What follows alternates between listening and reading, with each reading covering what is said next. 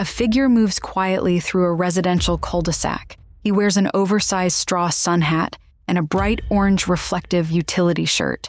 He appears to be a local landscaper or a city worker going about a routine job, but the gray Nike sneakers on his feet and the maroon SUV parked nearby tell a different story. The man pacing the sidewalk is not a neighborhood maintenance worker. He is an elected government official, and he is there to eliminate a journalist.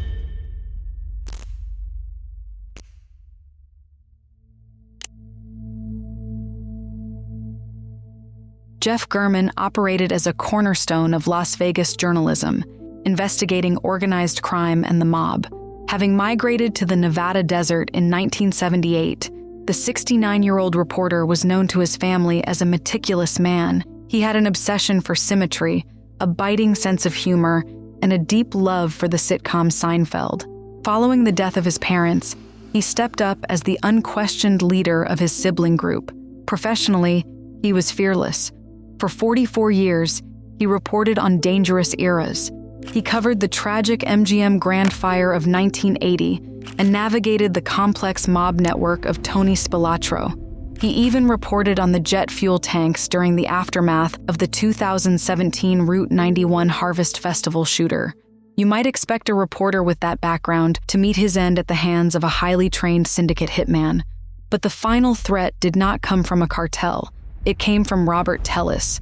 The fatal attack on investigative reporter Jeff German on September 2nd, 2022, represents an unprecedented chapter in American journalism and local political history. Tellis was elected as the Clark County Public Administrator in 2018. He was a civil lawyer. Though he stood 5 feet 6.5 tall, Tellis would later admit to wearing lifts during his trial to artificially boost his height. Beneath that manufactured image was a documented history of explosive anger. On February 29, 2020, police arrived at his residence after his family had to barricade themselves inside a room. This prior encounter established a clear baseline for his behavior. I'm not trying to breathe, I'm not trying to breathe. The family's in there. All right, do you want to hold him here? I'll bring my car up. Don't do anything more stupid than you've already done, please. Oh my God, what the hell am I? Can anybody tell me who I hit? Who the hell did I hit? You guys just want to take me down because I'm a public official. No, we don't. Who did I hit? No, I didn't hit anybody. I didn't touch anybody. You guys just want to take me down because I am a public official. You just want to take me down because I'm a public official. I did not touch anybody. I haven't hurt anybody. Why are you taking me away from my friggin' house? Why do you have any suspicious? Why do you have any cause to take me home? Why do you have any cause to take me? You're not making any sense right now. Dude. Do you have any cause to take me? Brian. Do you have any cause to take me? That baseline of aggression extended into his workplace. Tellis cultivated an environment of fear within the county office he managed. Several employees eventually reached a breaking point over his bullying and decided to formally document their grievances. The first year he was in the office, he had episodes of what I would call pure rage. And it would be the smallest little thing that would set him off. And it was totally unfounded and, unprovoked. They say Tellis was a bully who ruled the office through fear and intimidation, often behaving irrationally and preventing employees from doing the public's business. She says that wasn't an isolated incident. I watched people shake when he would come to work, and I befriended a couple of them, and they confided in me, and I thought, I don't need this, and I left the job for a while. The exhausted whistleblowers took their complaints directly to Jeff German. The veteran reporter listened, and he began to dig. What started as an investigation into a petty political grievance was rapidly approaching a fatal conclusion.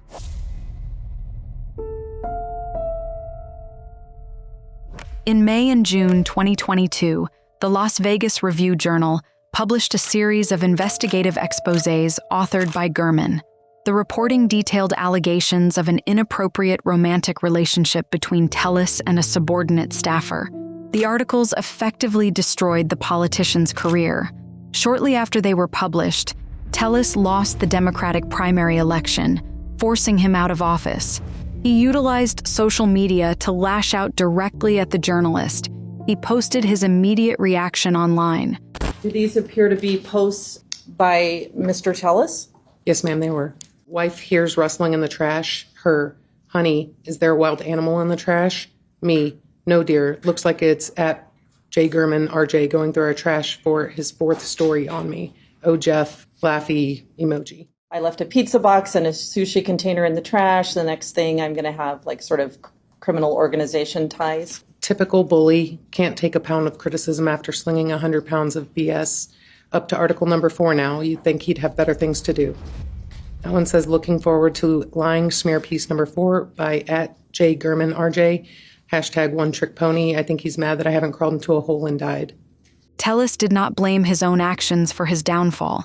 He fixated entirely on the reporter who exposed him. He needed to eliminate the journalist to stop the publication of further internal communications. On June 21, 2022, he began searching for variations of Gurman's name across his devices. On August 15th, Tellis stood along a Las Vegas road and took over 100 photographs of passing cars from a street-level vantage point. Around that same time, roughly 20 days before the crime, he downloaded over 130 images of Gurman's specific neighborhood from Google Maps and Street View. The final catalyst arrived on September 1st at exactly 5:45 p.m. when Tellis received an official notification from the county. Gurman's public records request for the administrator's internal emails was being processed, and the data would soon be released. Around 15 hours later, Tellis put his plan into motion. According to prosecutors, on the morning of September 2nd, he deliberately left his primary cell phone at home to avoid digital tracking and drove a maroon GMC Yukon Denali into the target neighborhood. At 10:54 a.m., security video captured the vehicle pulling into the area, locking his arrival into the digital timeline. And here you can see the suspect with his hat, his jacket, the pants, the shoes. This will show the suspect at about 11:16 in the morning walking south on the sidewalk along Wintergreen toward Bronze Circle. And you can see the suspect at about 11:17 walking westbound on Bronze Circle along the sidewalk.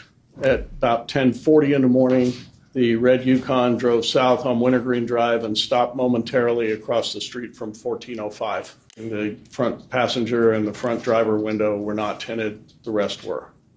Cornflowers down that way.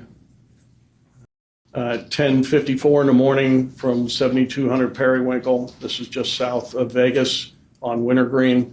The red Yukon turned south onto Wintergreen Drive from westbound Vegas Drive, and the driver was still wearing the orange shirt. And you can see the suspect walking across the driveway up to the gate area on the west side of the house. And now he's going to leave the area eastbound on Bronze Circle. This is back to the other camera angle at the same address, stopping in front of Mr. Gurman's residence, and there's the suspect.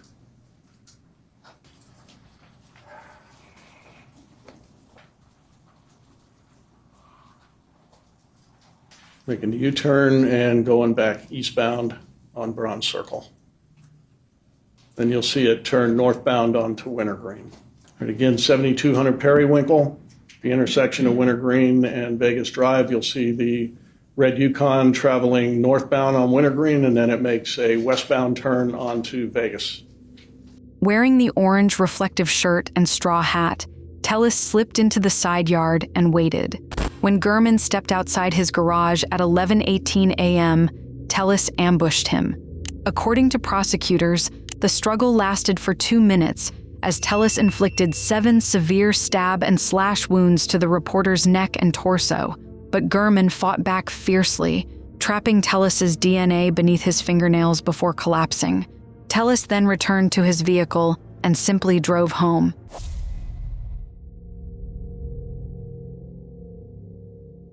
On September 3rd, a neighbor discovered Jeff Gurman's body.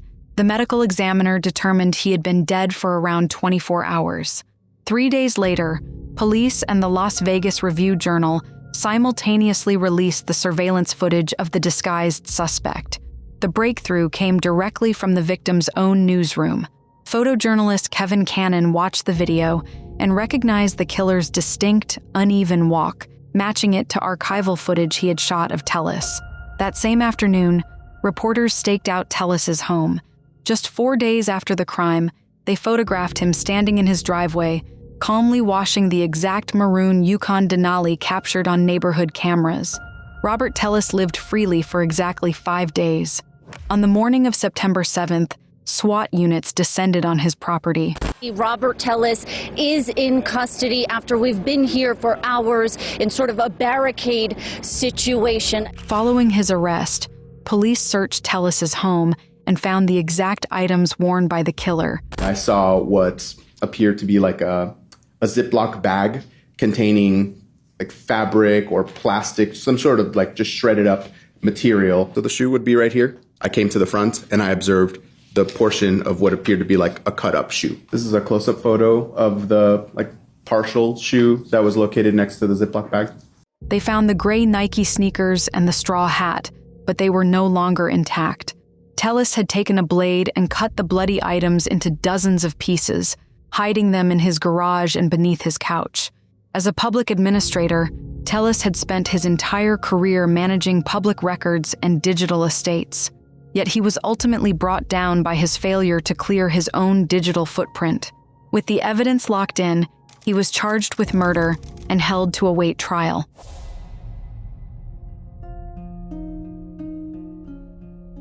The murder trial began on August 12th. During earlier hearings, when Tellis had attempted to represent himself, he complained that the judge treated him like a fool. In reality, Judge Levitt had simply given him a blunt warning that he was facing life without parole. 9 days into the trial, Tellis finally took the stand. Defense attorney Robert Draskovich stepped back, allowing his client to deliver an uninterrupted narrative and present his version of events directly to the jury. Right now, I want to say unequivocally, I'm innocent. I didn't kill Mr. Gurman. I'd like to show the two, my jeans versus the killer's pants.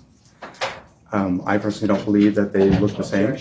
Tellis presented a bizarre defense to the jury, claiming he was framed by a local real estate firm called Compass Realty. We had taken over because family wasn't found. When somebody dies, oftentimes, the way that these private administrators get word, they watch for these public notices that the homes have gone into default. They do this notice of intent to default. And this is the signal to some of these folks that, okay, well, I should go check this out and see why this is a default. And they might do more research and try to find out who it was that was there and whether they died or not. When they had taken control of this property, from that point to the point that family notified us again that this estate had been taken from them, we stepped in. We got into the house and found out that Thomas Moore had ripped out the flooring in the kitchen before a sale that he was preparing for. The attorney for Compass Realty began to stonewall me after the hearing, because what happened during the hearing is that I was granted this authority to engage in investigations against them. But after that hearing, there still has to be a paper order that is entered, that is filed, in order to grant the power that was actually given during the hearing. That's Jeff Gurman's house, correct? I have come to learn that it is his house. There's over 132 images in your phone focusing on that. What are we looking at here? Identification of a vehicle that is owned by Mr. Gurman. That's IDI Corp, correct? Right. It gives the person at the public administration's office the ability to look up personally identifying information about people. What's the registrant? Again, it's Jeffrey M. Gurman. That's where Mr. Gurman lived, correct? Yes, sir. That's where he was murdered, correct? Yes, sir. And this image of his personal information and his home address is located inside your phone. He insisted they had hired a professional assassin to kill Gurman and plant the evidence. He even tried to drag reality television star Paris Hilton into his story before Judge Levitt bluntly shut the tangent down. But when prosecutor Christopher Hamner took over for cross-examination, he ignored the conspiracies and focused on the digital footprint. Tellis claimed he had spent the morning of the murder safely at home before taking a walk without his phone. To back this up, the defense submitted his cell phone records, but Hamner pointed to a single missing piece of data that completely dismantled his story. That is your wife's Apple Watch, and it's at 10:35. It also says Rob up in the corner, correct? Yes. Where are you? At that same time, at 10:30 in the morning, we've seen video surveillance of a car that you say looks just like mine driving in Mr. Gehrman's neighborhood. That message isn't on your phone, is it? It isn't. If you left your house and left your phone at home on the morning of September 2nd, and your wife's texting you, where are you, you wouldn't have been able to respond to that, correct? But I did not. I'm worried in this digital age that the articles could potentially follow me around for years to come. I'm actually worried I might not have any good employment prospects after this. Gehrman is snooping around looking to potentially do another article. And you're telling Nicole in confidence that you believe your future employment is jeopardized because of the articles. As the prosecution pointed out, at the exact minute the killer's vehicle entered the target neighborhood, Tellis's wife had texted him, but that message was conveniently missing from the phone records that Tellis used for his defense. He had concealed it from the jury to hide the fact that he was completely unaccounted for during the murder window, but his fatal digital mistake was forgetting it would still be saved on that Apple Watch. Hamner then presented the final piece of physical evidence, Tellis's DNA, trapped directly beneath the fingernails of Gehrman's right hand. In closing arguments, the defense made a final plea, emphasizing the need for reasonable doubt to avoid convicting an innocent man. On August 28th, after 12 hours of deliberation, the jury returned to the courtroom to deliver their decision. The defendant and his attorneys will stand for the reading of the verdict. Verdict. We, the jury in the above entitled case, find the defendant, Robert Tellis, as follows. Murder with use of a deadly weapon, victim 60 years of age or older, guilty of first-degree murder with use of a deadly weapon. Special verdict. The jury unanimously finds the murder willful, deliberate, and premeditated. The jury unanimously finds the murder was committed by means of elder abuse. During the penalty phase, Tellis's family took the stand to plead for a lighter sentence. His wife told the court she had forgiven his affair and remained loyal. His ex-wife, Tanya Burton, told the jury she hoped he might one day walk their 16-year-old daughter down the aisle. While Tellis had shown absolutely no remorse for his victim, hearing his family beg for his life finally broke his composure, and as his own mother took her turn to speak, he quietly broke down in tears. Well, every marriage has its ups and downs, but it's been a good marriage overall, I would say. Robert really is a great father, and he's a good husband. I would love at some point to give my children the chance to have their father back. My daughter is 16 years old, and she misses her dad. And I know that you've made your decision, but when she has children, I'd like him to have the chance to be there with her, for her. He's an excellent dad. Always helped me financially, emotionally. I have a lot of health issues. He was always on top of that. Please, and if you could please give my son the chance of parole. Following his breakdown, Jeff Gehrman's siblings took the podium to deliver their impact statements. My goal when moving out here a few years ago was to spend time with the family, and Jeff especially, because, we had gotten closer as we got older. I wouldn't want anybody to go through this. It was devastating. Basically, Jeff was a family man. He loved being with his family. He just really enjoyed being with people.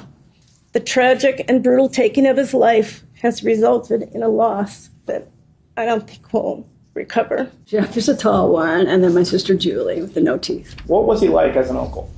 Oh, he was wonderful. He just loved each and every one of them for who they were and accepted them for whatever. They would do quirky little fun things and just loved them with his heart and soul. Not only did my family lose a wonderful, loving brother and uncle, but the Las Vegas community and the world of journalism lost an amazing investigative reporter and a relentless crusader for justice. He is so deeply missed every day. A few weeks later, on October 16th, Tellis stood before Judge Levitt for his final sentencing. First of all, I want to say that the family has my deepest condolences. They're, Mr. Goring was, very impactful in the community. He made a difference. And we know from testimony by the family that he was a good brother and a good uncle. And I understand the desire to seek justice and have somebody accountable for this. But I did not kill Mr. Goring. This time, the court's going to sentence you to life in the Nevada Department of Corrections with parole eligibility beginning after a minimum of 20 years has been served. The court's going to sentence you to a consecutive 8 to 20 years for the deadly weapon enhancement, or an aggregate 28 to life in the Nevada Department of Corrections. He has 771 days. Because of the judge's added enhancements, even with credit for time served, Tellis will spend a minimum of 26 years behind bars before he is eligible for parole. Ultimately, Robert Tellis destroyed his own life simply because he couldn't handle public accountability. But the lasting legacy of this case doesn't belong to him. It belongs to Jeff German. During the trial, his youngest sister, Jill Zwerg, shared the reason why Jeff always refused to leave his local community for a larger national publication. Quoting her brother, she told the courtroom, "This is Las Vegas, Sin City," explaining that it was exactly where he knew he needed to be. He spent his career protecting the truth, building a legacy that easily outlasted the politician who took his life.